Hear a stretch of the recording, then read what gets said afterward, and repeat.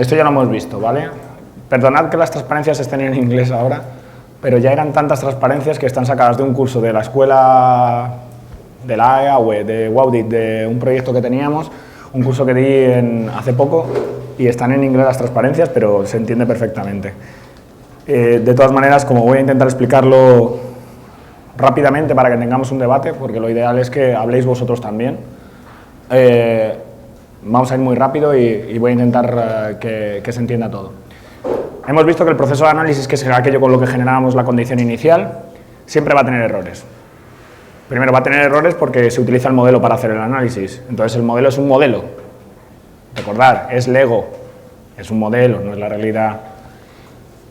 También tienes errores de observación, porque los propios observatorios tienen errores, y luego también tienes una dependencia de cuántas observaciones tienes en cada momento. Entonces, siempre que va a haber errores en ese proceso de análisis, en la condición inicial, aunque tuvieses un modelo perfecto, vas a tener errores en la predicción. Esto es básicamente, que os acordáis que os he contado lo de Lorentz, ese cambio en la condición inicial, como va a haber un error, eso va a provocar salidas diferentes. Y está claro que si tenemos flujos estables, van a ser más predecibles. Es decir, cuando hay sol, es más fácil predecir que cuando tenéis inestabilidad en la atmósfera, que todo es más cambiante. Entonces, ¿qué pasa? Que yo quiero ser meteorólogo fuera de Semana Santa. A mí, dejadme ser, yo si queréis, pero os presento el tiempo, pero fuera de Semana Santa. ¿Vale?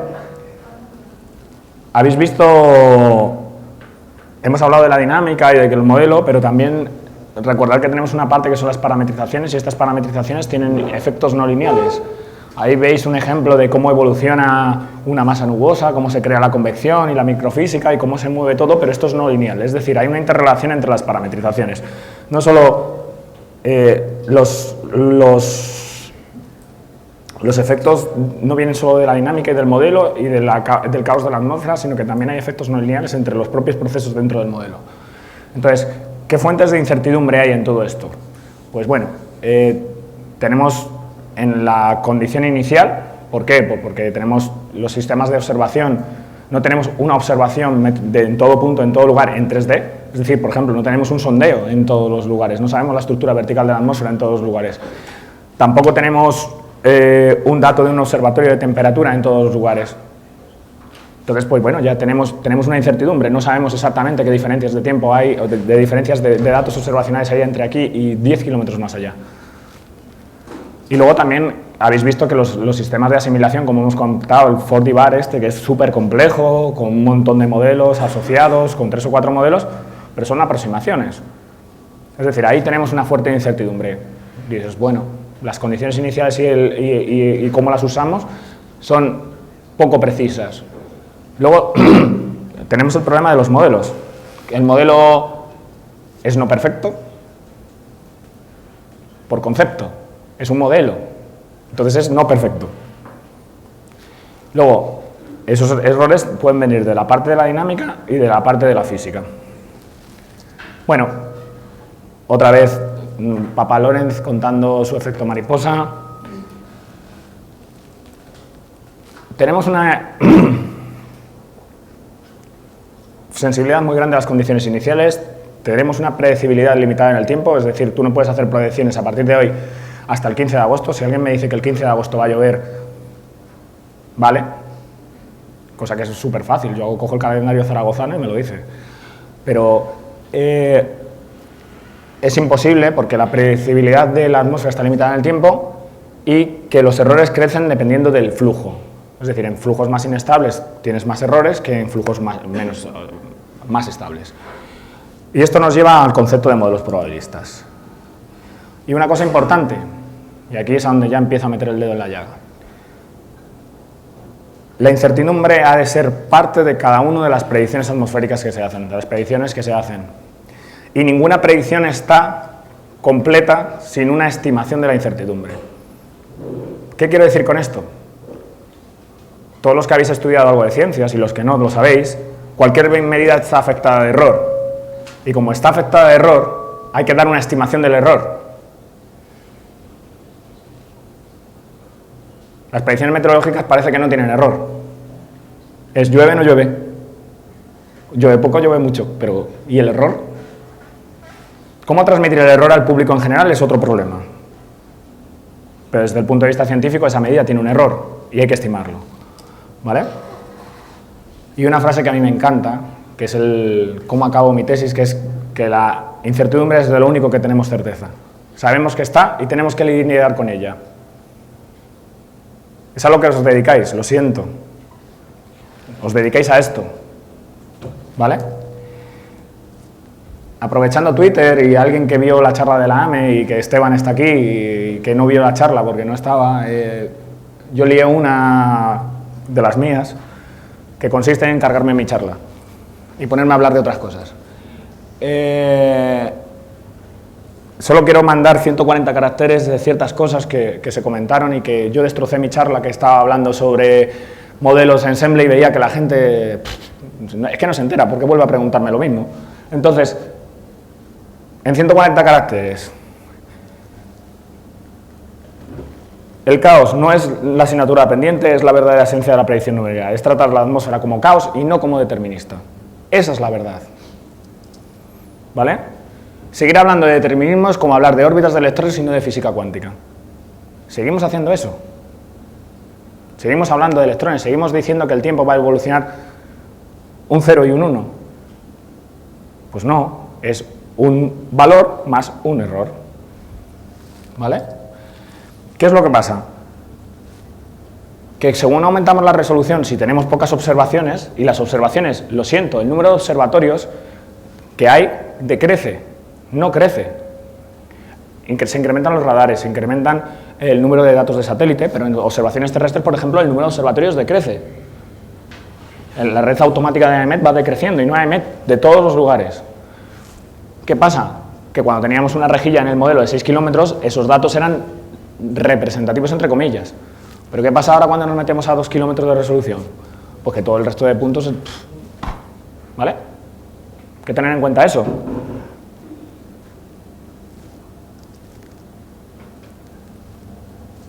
Una cosa que quería comentar antes y que aprovechando que sabía que iba a salir aquí es... ¿Qué pasa con los modelos estos de alta resolución que parecen la respuesta? Pues la respuesta es que los modelos conceptuales empiezan a chirriar, porque los modelos generan tanto ruido numérico y tantas soluciones un poco extrañas que hay mucho ruido y es difícil de interpretar. Ya no te sale un frente clarísimo, no te sale una estructura clara. En mesoscala 2,5 kilómetros con Harmony o con otros modelos de mesoscala las cosas empiezan a ser otras cosas, que no sabemos si son reales, porque como tenemos el mismo número de observaciones, a ver cómo verificamos eso, pero empiezan a aparecer cosas que no son reales. Y esto es lo de los modelos conceptuales, que sigo dándole caña a Paco. Nosotros tenemos en la cabeza, como meteorólogos, la meteorología sinóptica, de anticiclones, borrascas, frentes, con estructuras suaves, con evoluciones suaves. Pero es que cuando bajamos de resolución y entramos en escalas muy bajas, aparece la turbulencia, que de suave. Aparecen los efectos orográficos, que de suaves. ¿Pero esos son más reales? Bueno, veremos si son más reales. Lo que tenemos que saber es cómo lo cuantificamos. ¿Vale? Esto es lo que hemos comentado y esto no sé si lo habéis llegado a ver alguna vez en otras gramas de vuestro trabajo. Esto es un diagrama de coste-pérdida y es lo que se les está dando a mucha gente para tomar decisiones con los modelos meteorológicos, a empresas. Estableces tu coste y tu pérdida y puedes tomar una decisión con el modelo meteorológico si te interesa o no te interesa tomar una decisión. Asfaltar una carretera, sacar tu terraza en el bar, esto se puede dar. Esto se puede dar. Y se les está dando, el Centro Europeo lo está dando a empresas para tomar decisiones.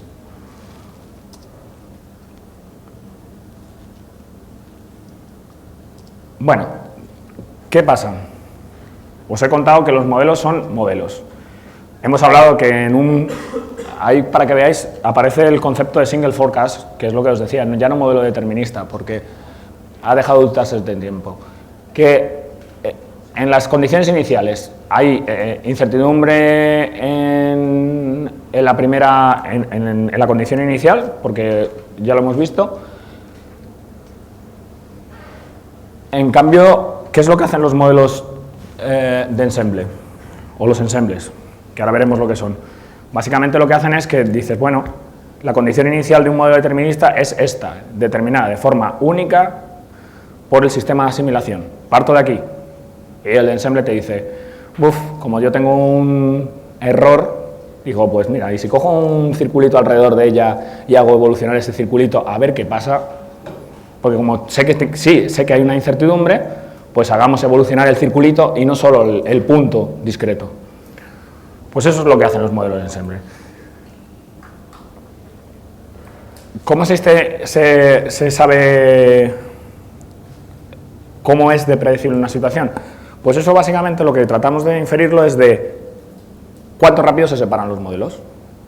Es decir, en una situación muy predecible de ese circulito que avanza, si todos los modelos están juntos, dices, pues esto está claro, porque todos dicen lo mismo.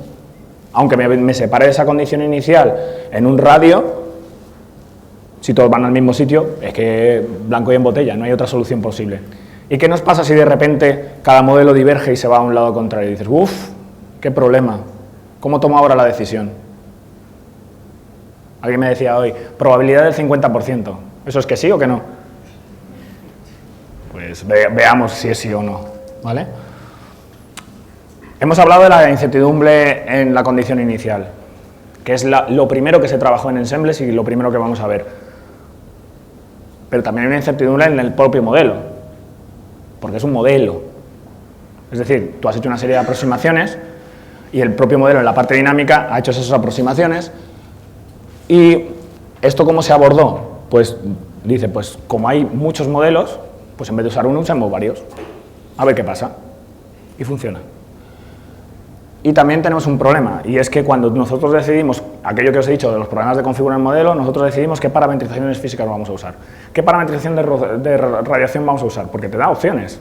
Para muchos, si habéis usado alguna vez un modelo, eso es un número. Parametrización 1, parametrización 2, y tienes una lista de parametrizaciones que es la 1, la 3, la 5, la 3. Y esto, pues, ¿y por qué las elijo? Porque son las que vienen, ¿vale? Por eso es lo que hablo de las configuraciones del modelo.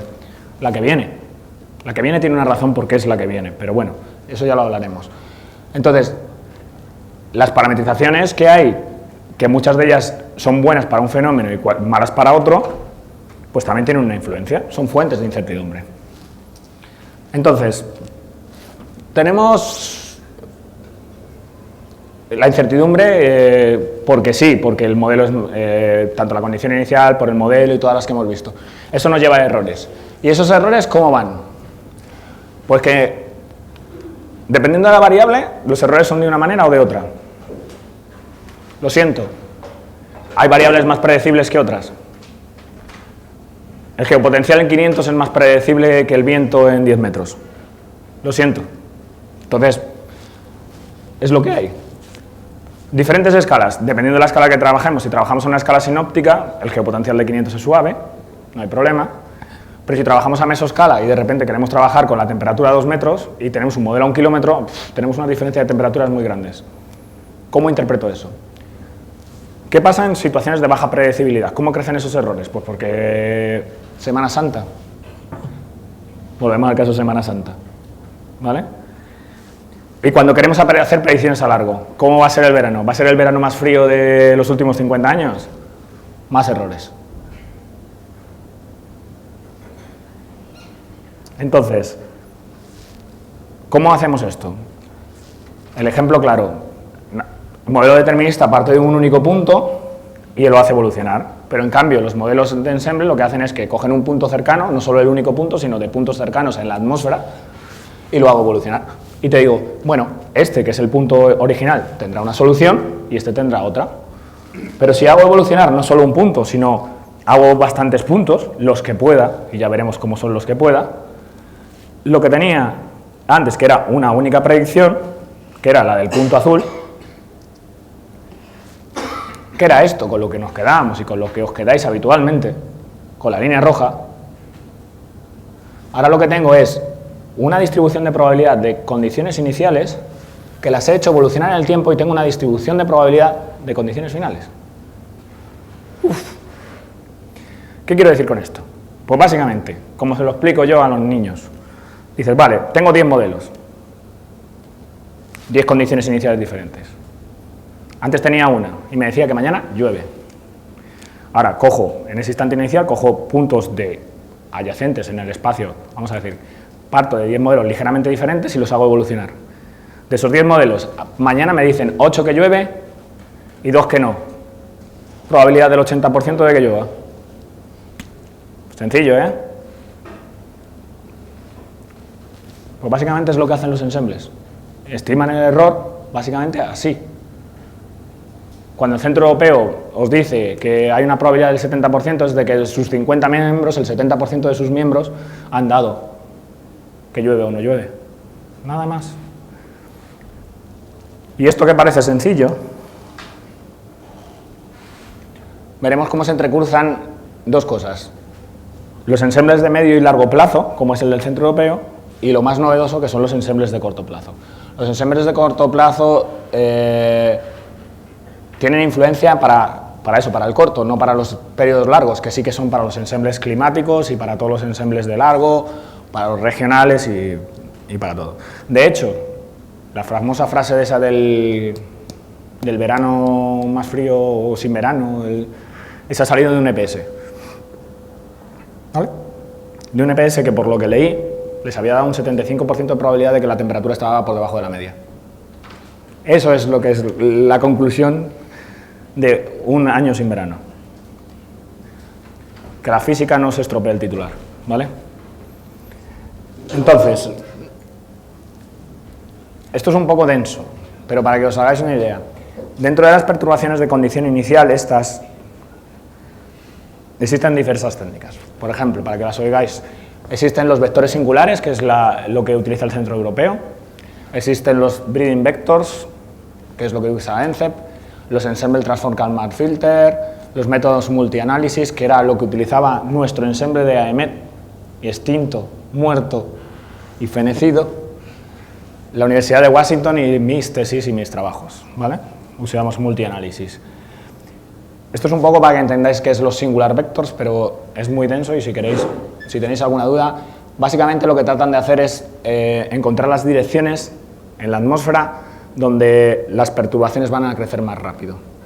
Es decir, calculas la energía en la atmósfera y entonces tú te partes de tu condición inicial y buscas en direcciones a donde va a crecer más rápido la perturbación.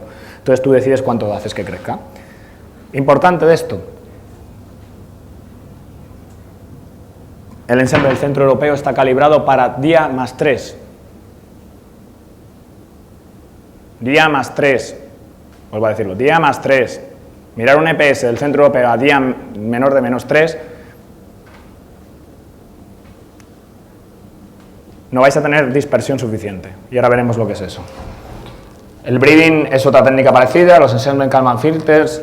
Hay cosas tan peregrinas como los métodos de Monte Carlo, meterle ruido a la condición inicial, hacer un random de la condición inicial para generar escenarios posibles y plausibles. O los Ensemble Kalman Filters. Aquí tenéis ejemplos de métodos multianálisis. AEMET, en su época, su EPS lo que hacía es que cogía datos del modelo GFS, del modelo del Centro Europeo, del Drake Meta Office y del alemán para inicializar sus modelos. Eso lo combinaba con 4 modelos o con 5 modelos, 5 por 4 condiciones iniciales y de contorno, tenías 20. Que los 20 te decían que llovía mañana, probabilidad del 100% de lluvia. Pero así se tenía en cuenta la incertidumbre de la condición inicial, porque como hemos dicho que la condición inicial del modelo es altamente dependiente del modelo que la genera, así es como lo generábamos.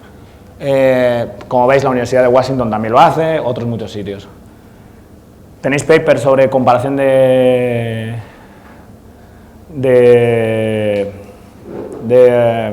métodos perturbativos y tal. Model perturbations. Hemos hablado de que la condición inicial es una de las fuentes de error, pero el modelo también. Entonces, hay EPS multimodelo. Demeter, TIGI, TIGI-LAM, GLAMES, el ensemble de un montón de ensembles que se dedican a coger varios modelos y agruparlos. De hecho, hay una técnica que se llama ensemble de hombre pobre, que consiste en tu zona, coges todas las salidas del modelo que tienes y te haces tú la distribución de probabilidad en la cabeza. Es decir, que es lo que hacemos todos, ¿eh? Te coges el centro europeo, te coges el GFS, te coges Hirland, te coges no sé qué, y dices, si 3 de los 4 dicen que llueve, 75% de probabilidad de que llueva, llueve. Eso es un ensemble de hombre pobre. Muy pobre, ¿vale? Porque tenéis 4, y eso es muy pobre.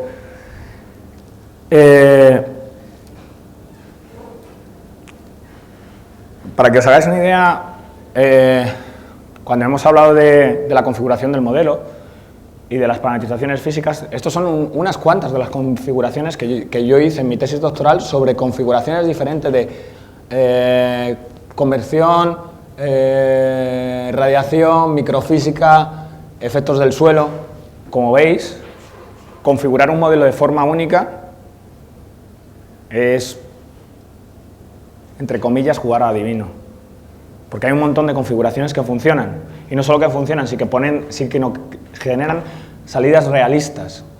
Y que de vez en cuando son útiles. O igual son más útiles incluso que la que hay por defecto. De hecho, los modelos operativos lo que hacen es que pasan un periodo de lo que se llama tuning, y es que se ponen en marcha, se les hace funcionar y se cree que es el menos malo de los modelos. No el mejor, el menos malo. ¿Vale? También cosas que igual no se os han ocurrido, que cómo se puede perturbar un modelo. Hay ciertos parámetros en el modelo que están números, un número, tan tonto como la constante solar. La constante solar es constante, pero no es tan constante. Entonces, hay modelos que tienen en cuenta esas variaciones. Yo quiero generar 3 escenarios, o ondas de gravedad, o cualquier historia, y las hago variar los parámetros entre 5 y 10 y 20, y con eso genero ruido. Y lo más novedoso, la semana que viene hay un workshop en AEMET sobre ensembles, sobre el sistema de predicción de conjuntos, y lo que más se está trabajando es todo de física estocástica. Para la alta resolución es física estocástica. Es decir, perturbar la física de forma aleatoria, meter ruido. ¿Vale? Lo que pasa es que tendremos que saber de alguna manera si este ruido tiene sentido. ¿Vale? Aquí tenéis un resumen y os lo dejo con... Realmente ningún ensemble utiliza una única técnica. Es decir, el centro europeo utiliza los vectores singulares más física estocástica. El ENCEP, los Viridin más física estocástica. ¿Todo esto para qué? ¿Para qué? Básicamente porque tenemos un problema. Y es que cuando hemos generado aquella bolita, en este caso está puesto más científicamente, ya no es una bolita, es una PDF normal. Cuando generamos esta bolita de condiciones iniciales y cuando la hacemos evolucionar en el tiempo, cuando verificamos, nos damos cuenta de que nuestro sistema, y esto adolece en todos los ensembles, no es lo suficientemente dispersivo. ¿Qué quiere decir eso? Nosotros lo que buscamos con un ensemble es, partimos de una condición inicial, y esto es un ejemplo que igual os queda gráfico, y yo que quiero coger es la mesa, ¿vale? Mi ensemble es la mesa, y mis brazos son la dispersión de la condición inicial que yo decido coger. Y yo quiero coger toda la mesa, que es el estado atmosférico futuro. Entonces, si yo abro los brazos así, voy a coger la mesa, pero hay cosas de la mesa que se me escapan. Y casualmente son los extremos, los fenómenos adversos, lo que es menos normal. ¿Cuál es el problema siguiente? Dices, bueno, vale, pues en vez de ser tan restrictivo, ábreme los brazos, ábreme esas condiciones iniciales, méteme más perturbaciones y méteme más ruido, y cógeme la mesa. Y vale, yo ya te he cogido la mesa, yo te he cogido el futuro, pero he abierto tanto los brazos que te pierdes con la información, porque aquí hay información que no te vale, información que no tiene sentido. ¿Vas a decirme que va a llover más de lo normal? No, lo que yo quiero con un ensemble es que sea lo más ajustado posible a la mesa. Y con eso con lo que lidio. Lidio con que la perturbación que yo meto a la condición inicial, la perturbación que meto al modelo o los diferentes modelos que utilizo me den la dispersión, el spread, que es lo que habréis oído, suficiente como para coger la mesa lo más justo posible. ¿De acuerdo? ¿Qué es lo que pasa? Que siento decíroslo. Por ahora seguimos así. Seguimos así. Es decir, los fenómenos adversos, que es de lo que venimos a hablar aquí, casi siempre se nos escapan. Acotamos mejor que con un único modelo, que el único modelo me decía que venía aquí y no me daba más información, pero seguimos con un parte de las colas de la distribución que todavía se nos escapan. Porque si metemos demasiado ruido al modelo, generamos relaciones poco realistas, nos abrimos demasiado de brazos. ¿Vale? ¿Esto ha quedado claro? Pues es importante, porque hablaremos de distribuciones multimodales y de cosas como esas, de que de repente se te agrupen todos los modelos en un lado y otros modelos en otro lado y tenga dos soluciones totalmente dispares. ¿Y cómo arreglo esto? Bueno, lo vamos viendo. Conceptos. A cada uno de esos modelos, o el mismo modelo que sale de la condición inicial, de una condición inicial particular, de esas 50, de esas 10, lo llamamos miembro del ensemble. Y lo veréis como ensemble member. Spread es lo que abrimos los brazos. Y eso es una cuantificación de cuánto preciso, o sea, cuánto de predecible es una situación. Cuando no abrimos mucho los brazos, dices, es que estoy seguro de lo que va a pasar. Si tengo que abrir mucho los brazos, es que, uff. En Semana Santa los brazos abiertos. En el verano los brazos van todos cerrados, porque salvo que tenga convección, tengo menos problemas para predecir. ¿Vale? Y ahora vienen...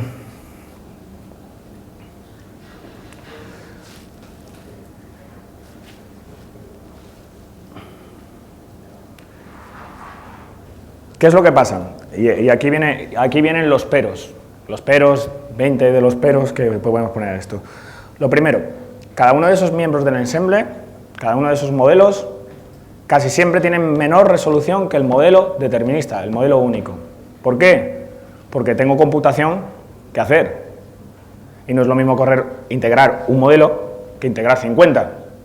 Entonces, lo primero que haces es dices, bueno, pues bajo la resolución. Entonces, ¿qué pasa? Que esos modelos individualmente tienen menor calidad que el modelo determinista. Es decir, ojito con cogerte todos los 50 miembros o los que dispongáis y decir, no, es que el que yo creo que es este. Elegir el miembro del día es lo peor que puedes hacer. No, porque es volver a pensar de forma determinista. Estás saliendo del concepto de tengo un modelo determinista que es el que me da una buena guía y lo que quiero es tener una distribución de probabilidad para cuantificar qué buena es esa guía. Si vuelvo a elegir un modelo determinista de los 50 que tengo es, hostias, y por esto empiezan mis charlas así. Digo, joder, me habéis hecho hacer 50 integraciones del modelo para quedaros con una. Pues quedaros con una.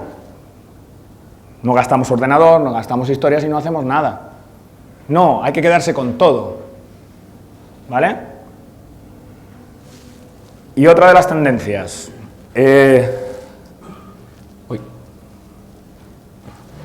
Otra de las tendencias. Como nuestra mentalidad sigue siendo determinista y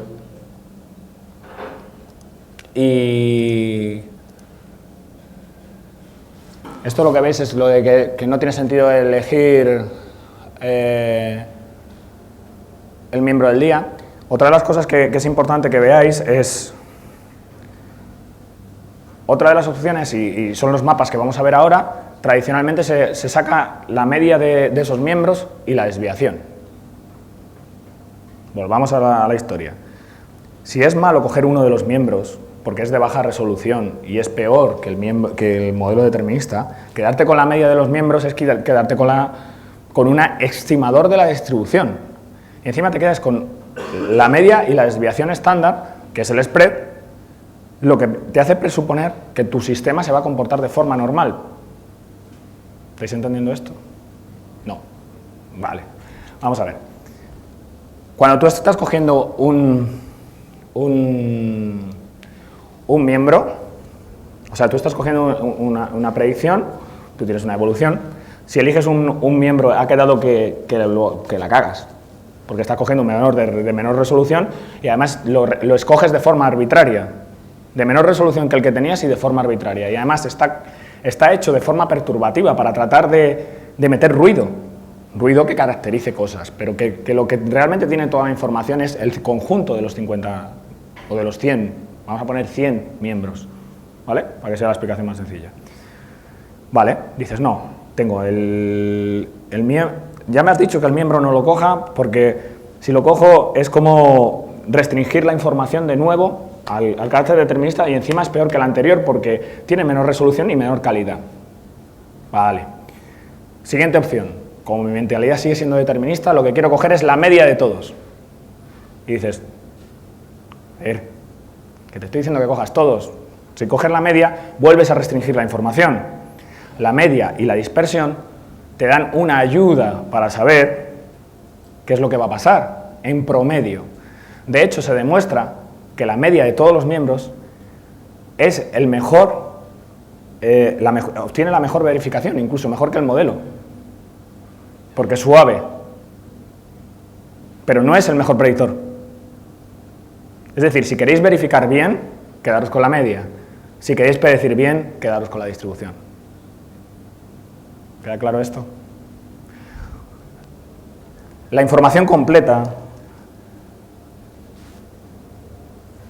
es que la media o el modelo individual solo es bueno para verificar, no es bueno para predecir.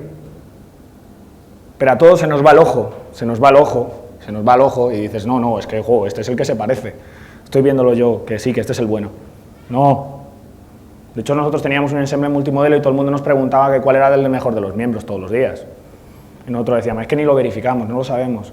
De hecho, una de las condiciones para generar este ensemble es que cuando haces la verificación todos los miembros tengan los mismos errores, más o menos. Entonces, no lo hagáis. Si queréis ser los menos malos, coger la media, ¿vale? Si quieres estar en acierto, coge el forecast determinista.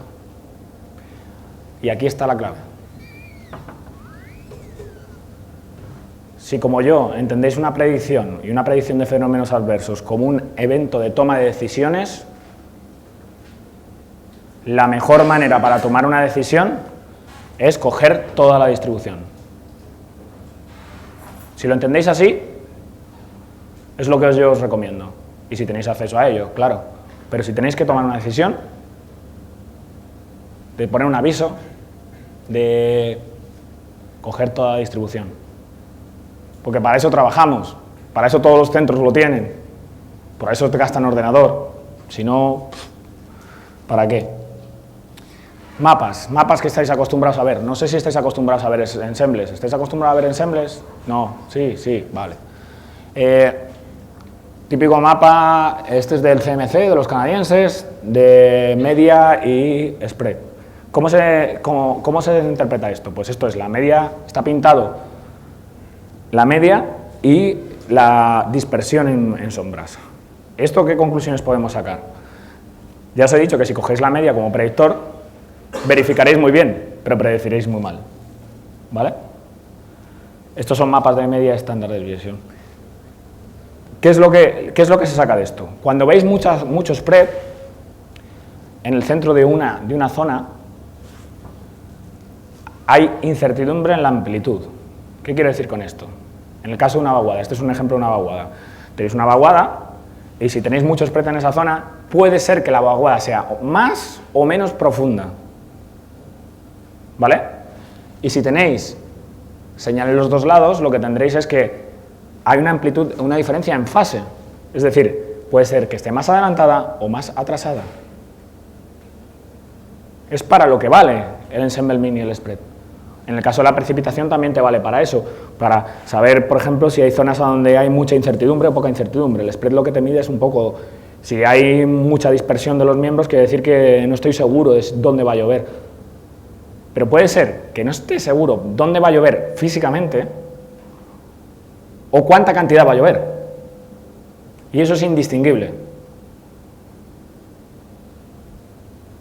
Es indistinguible. ¿Vale? Tendrías que hacer un filtrado por una serie de cosas para saberlo. ¿vale? Ejemplos. Ahí hay una incertidumbre en la posición ahí, por ejemplo, tenéis una incertidumbre en la posición, y incluso si la circulación es cerrada o no es cerrada en niveles. Ahí tenéis poca incertidumbre, con lo cual esto va bien. Ahí el modelo hay poca incertidumbre. Y ahí tenéis mucha incertidumbre en cómo va a funcionar la baja. ¿Vale? Esto lo miráis con cuidado y lo entenderéis. Estoy yendo un poco rápido para que veáis. Otro tipo de representaciones, los espaguetis. ¿Qué son los espaguetis? Los espaguetis es, como no tenéis capacidad de decidir, serán lo que os llegue, ¿vale? Pero normalmente un predictor tiene capacidad de decidir esto. Decide que para Z500 quiere plotear una de las líneas y ver su evolución. ¿Eso qué le permite? Le permite ver por dónde o por dónde no se va a coger. Imaginaos un huracán, ¿vale? Estos son trayectorias de huracán, vamos a hacerlo más fácil. Podéis ver todas las trayectorias posibles que le han dado los 50 miembros. Entonces tú decides, no puedes decidir cuál es el mejor de ellos, porque si os fijáis no hay tanta diferencia. Lo que está claro es que si aquí hay más separación, lo más probable es que aquí tenga más incertidumbre por dónde va a pasar el huracán. Si aquí hay poca separación, poca incertidumbre de dónde va a pasar el huracán. ¿Sí o no? ¿Está claro?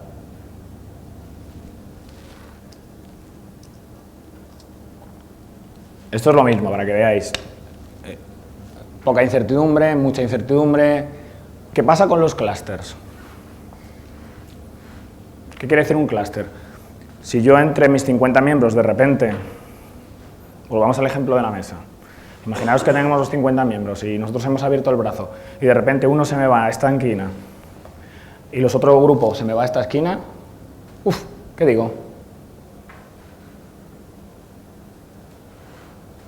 Porque a mí lo que me viene bien es que vengan por aquí todos juntitos y yo tomo una decisión buena. Pero cuando se me agrupan en dos grupos, en los que me dicen que el huracán va a pasar por la parte de arriba o por la parte de abajo, a ver qué decisión tomo.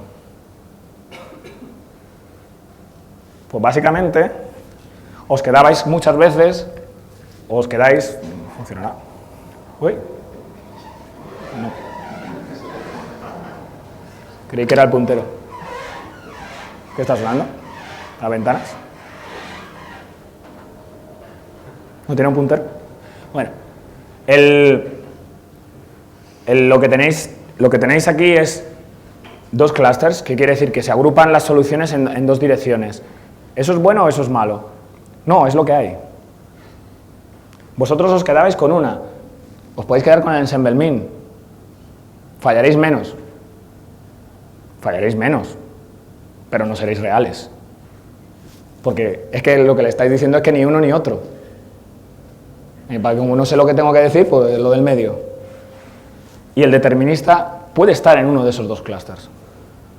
Ahora, ¿cómo tomáis la decisión? Difícil, ¿eh? Pero por lo menos tenéis la información de que hay dos clústeres. Si os quedáis con solo el determinista, no tenéis ni la información de que hay dos clústeres. Y luego dices, hemos fallado. Claro que has fallado, porque te has quedado en uno de los dos, el otro también era posible. La otra solución también era posible. ¿Con cuánta probabilidad? Bueno, pues...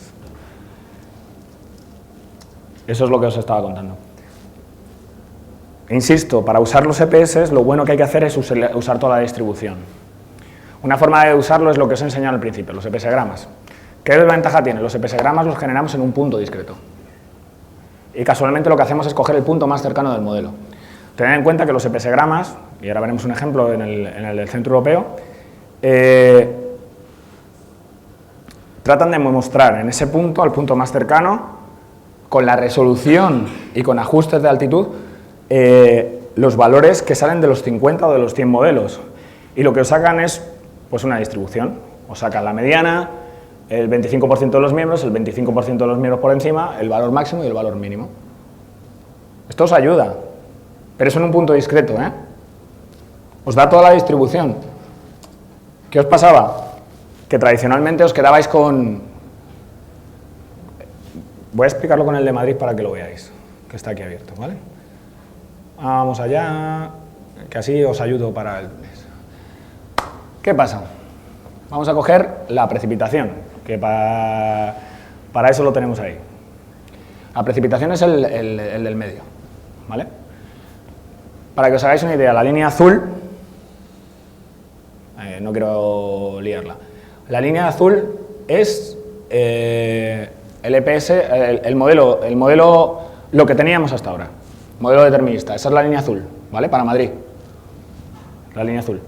La línea roja es la misma configuración del modelo determinista, pero en la resolución del EPS, que concretamente son 31 kilómetros respecto a 16. Si os fijáis, todas las diferencias que veáis entre la línea roja y la línea azul son únicamente debidas en la resolución. ¿Vale? La diferencia entre la línea roja y la línea azul solo tienen que ver con la resolución. ¿Lo veis? Asustaros, ¿eh? Y el resto, los box-cox, son la distribución de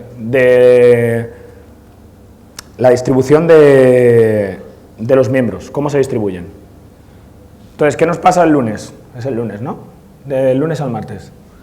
Mirad lo que dicen los deterministas, por así decirlo, el control y el azul, dicen que el lunes por la mañana no va a haber precipitación, pero mirad la dispersión que hay. A ver si lo puedo poner, así llego a tocarlo. ¿Vale? Si os fijáis, aquí dice que no va a llover, pero fijaros toda esta dispersión que hay, que da hasta 11 litros. ¿Eh? ¿Qué quiere decir que haya esto así de grande? Mucha incertidumbre. Cuidadito, hay que estar pendiente. Si os hubieseis quedado solo con esta línea, que es lo que os llega habitualmente, esto ni lo sabríais. ¿Qué pasa aquí?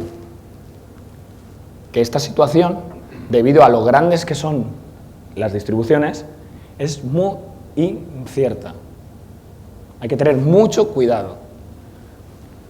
Y es solo en la precipitación, es lo que quiero deciros, porque si os fijáis en el viento, mirad qué chiquititos son los Bosch-Cox, las distribuciones.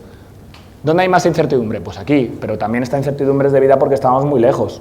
Pero fijaros aquí, o sea, yo aquí, vamos, yo soy el predictor de este momento, vosotros habéis elegido otro. ¿Vale? Poca dispersión, el modelo de baja resolución coincide con el de alta, yo predigo aquí. Venga, elegid vosotros otro momento. Predigo aquí el viento a 10 metros, ¿eh? Pues estos son los EPS, los EPS-gramas. Estos se pueden generar a partir de los 50 miembros en cada uno de los puntos, ¿vale? ¿Qué más? Esto sí que lo habéis visto, estas son las trayectorias de huracanes, ¿vale? Se generan del mismo modo, perturbaciones en el modelo, perturbaciones en la condición inicial, se abre. Cuanto más abierto es el cono, más difícil de predecir. Más cosas. Probabilidad de exceder. Esto sí que es útil. Y esto sí que deberíais intentar tenerlo. Lo que os he enseñado de los EPS-gramas es muy útil, lo que os he enseñado de los espaguetis, pero eso limitan la distribución espacial. ¿Vale? Limitan la distribución espacial en el sentido de tengo que escoger o un valor por el cual genero el espagueti o un punto en el espacio por el cual obtengo la distribución. Esto no, estos son los mapas tradicionales. Aquí lo único que filtro para poder es la probabilidad de exceder 10 milímetros en 24 horas. Por ejemplo, imaginaos toda la información que tenéis ahí. A ver, yo en donde esté rojo, predigo yo. En los que tengáis otros colores, pues predecid vosotros, que para eso sois predictores, ¿vale? Esta es la idea. La idea de los EPS es que en fenómenos extremos, pese a el poco spread que sabemos que tenemos y seguimos trabajando en generar spread a diferentes resoluciones, porque los EPS crecen a resoluciones tanto en resolución espacial como temporal, queremos EPS de corto y tal, te voy a dar muchísima más información sobre cuánto de predecible es tu modelo determinista. Y en el caso de fenómenos adversos, aunque sabemos que se nos escapan las colas de la distribución porque no abrimos los brazos lo suficiente, os puedo dar mucha más información que cuando os quedáis con un único modelo. Entonces, en fenómenos adversos,